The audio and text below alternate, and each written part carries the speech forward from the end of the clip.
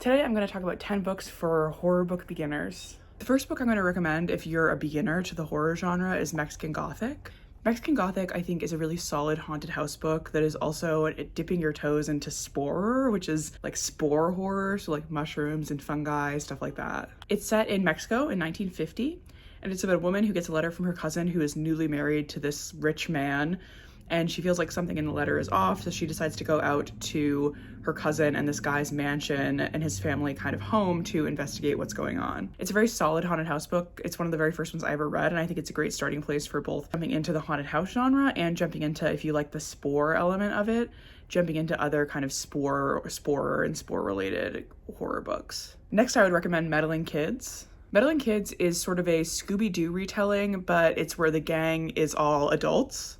They had this one last case that they had been a group together in high school that solved cases, like the Scooby-Doo crew. They were sort of like a gang that solved mysteries in high school, and then their last case ever they never solved, and they all went their separate ways.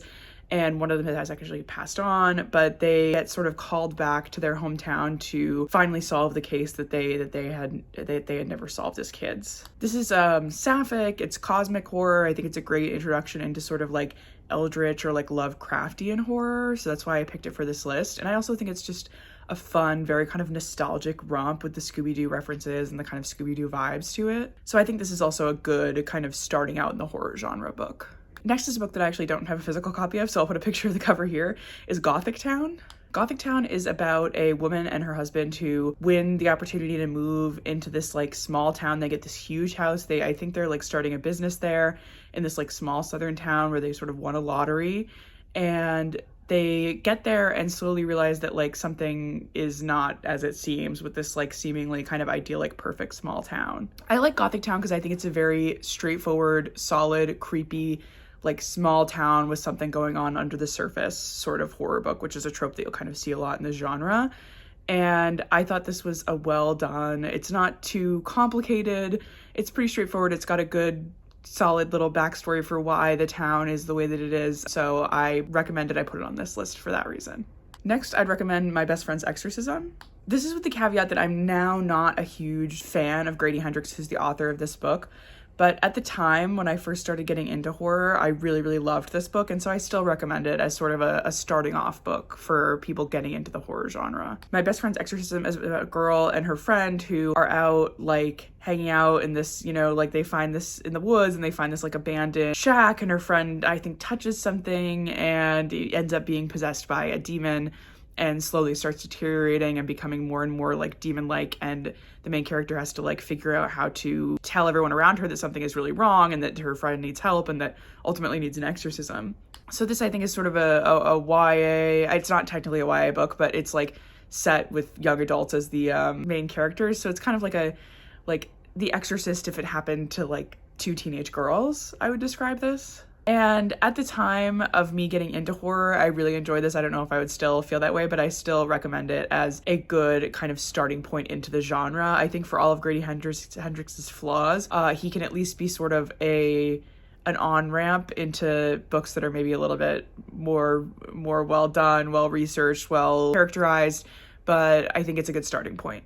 Next, I recommend Ring. Ring is like the quintessential like 1990s and 2000s like cursed media sort of book. If you've seen the movie The Ring or the original Japanese Ringu, then you know what the plot is, but it's essentially about a videotape that if you watch it, you die in 7 days. And so this book is about people sort of figuring out what the tape is, where it came from, and how to hopefully beat the curse. I love this book. I think it has a lot of problems with how it treats women. It has a lot of problems with how it treats intersex and trans people. But I think that it as far as like the cursed object element, it is so well done. It's so solid. It's a classic for a reason. And so I am going to recommend it as a kind of starter cursed object book, with the caveat that it does have all of those issues that I sort of referenced before, kind of trigger warning for those sort of handling of those issues very badly, I think.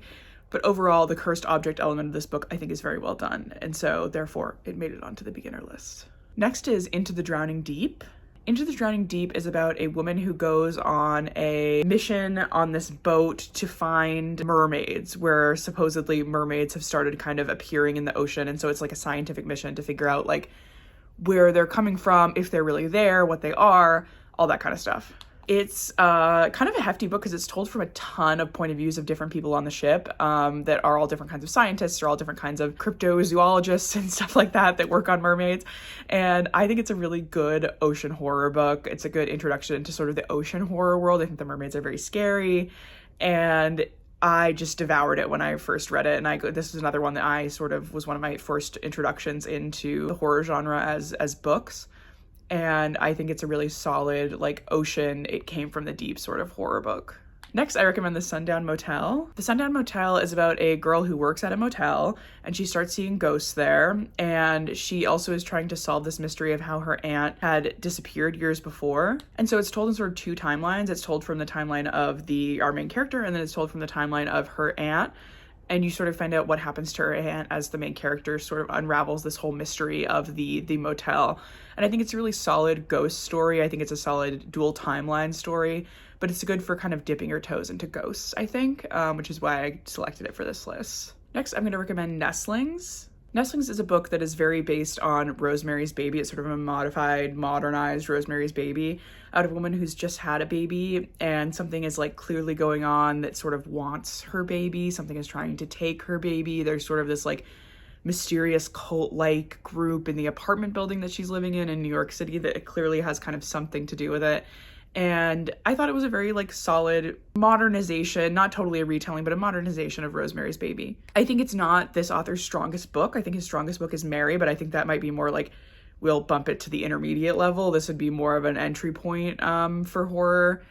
And so I'm going to recommend this one for this book because I also think it has that benefit of being based on sort of a more familiar trope to people and a more kind of familiar story with the, you know, prominence of Rosemary's Baby and the proliferations of it in the horror genre. So that's why I chose this one for this list. I think it's a solid book. It's not my favorite by him, but worth picking up. And my last two are more, they're like multiple recommendations in one, so you kind of get a multi-pack recommendation for the last two. The second to last recommendation I want to make is for any haunted house book is Darcy Coates. This is just one example of one that I like physically own by her, but she has tons of books that are like the Ashburn House, the such and such house, the such and such haunt, the blah, blah, blah, blah. Like any book by her is going to be most likely a haunted house book most of the time, although she has a couple that are exceptions to that. And they're just very straightforward, solid haunted house stories with like ghosts, haunted houses. You always sort of figure out the backstory. You're always kind of like given the answers. So it's a good entry point. There's not a lot of like ambiguity. It's a good entry point into haunted house books that are a little bit more complex. So I think she is always sort of a safe author to pick up. She's sort of like, I would say like the beach read version of like horror books, if that makes sense. I don't know if that makes sense. And the last recommendation that I have is actually short story collections. I think any horror short story collection you pick up is a great idea because short story collections are a great way to introduce you to a variety of authors. So like even though like there are usually hits and misses in short story collections, the ones that are hits can give you sort of an inroad into finding that author's like full body of work or like novels that they've written. So I think it's a great method for finding new authors. And for like specific ones that I have here that I think are all fantastic short story collections, I have Out There Screaming, which is edited by Jordan Peele. If you love any of his movies, it's a fantastic collection of short horror stories by Black authors. This anthology of Arctic horror stories, that's a collection of horror stories by Native and Indigenous people who live in like the Arctic regions in the far north. I've got Other Terrors, which is an inclusive anthology and is a collection of short stories by authors who are BIPOC, who are queer, who are in, you know, some way or another part of a marginalized group that came together to write this anthology of inclusive short stories. And then last, my favorite short story collection of all time is Never Whistle at Night. This is a collection of short stories by Indigenous authors, and it's a beautiful cover and also just like a fantastic collection of stories, like way more hits than misses in this one. So I loved almost every story in it, so I would recommend this to start out with for sure if you want to dip your toes into kind of horror short story collections. And then a lot of these authors have full-length books that you can kind of check out from there. So I think short story collections are a great option, particularly this one and the ones that I've kind of shown you today.